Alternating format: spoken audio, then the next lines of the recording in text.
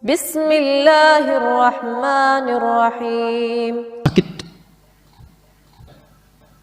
Dari sakit ringan sampai yang paling berat. Kita temukan misalnya Nabi Ibrahim alaihissalam. Quran surah ke-26 ayat 80. Ini zikirnya Nabi Ibrahim ketika mengatakan wa idza maridtu fahuwa yashfin. Kalau saya sedang merasakan sakit, saya yakin pasti Allah sembuhkan. Ini kalimat ringan tapi secara psikologi itu tajam dan itu mempercepat penyembuhan.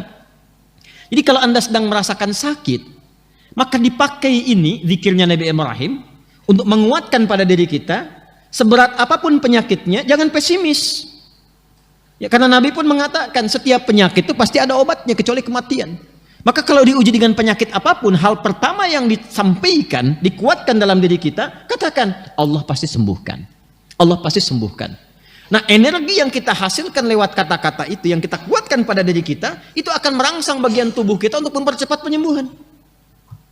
Ya, yang nggak bisa kita cegah itu kematian. Ya, karena maut itu nggak akan pilih-pilih, dia nggak akan lihat sakitnya parah misalnya. Belum tentu.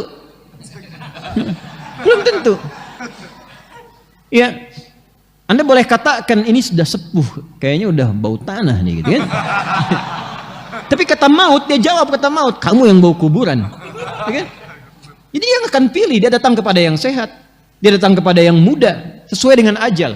Quran surah ke-7 ayat 34. Walikulli ummatin ajal, fa idza jaa ajaluhum la yastakhiruna sa'atan wa la yastaqdimun.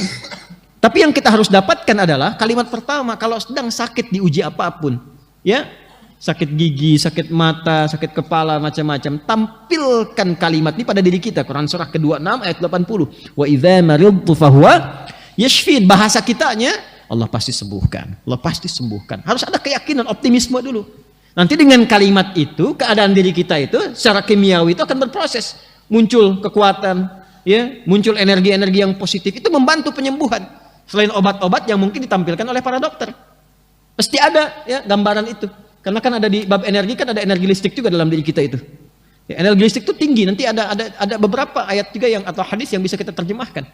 Ya, misal begini misalnya. Kalau dalam bab ada riba, ya, ada riba, ada lagi bab misalnya sentuhan yang enggak secara langsung. Yang sentuhan langsung itu menggunakan lamasa, sentuhan tidak langsung menggunakan massa. Nah, ada sentuhan yang tidak langsung, enggak langsung dilakukan, tapi ada energi listrik terpancar di situ. Sehingga memberikan sebuah getaran. Ya, kenapa pandangan itu mesti dibatasi dalam kondisi tertentu? Ada lawan jenis saling berpandangan nih. Ya, saling merasakan misalnya. Ketika berpandangan ada kondisi tertentu yang ketika frekuensinya sama, ada rasa di situ, tak ada getaran. Nah, itu dalam kondisi tertentu kalau bukan mahram dia palingkan tuh sebelum itu muncul supaya tidak terbawa pada suasana yang tidak baik. Ya. Paham nggak sampai sini?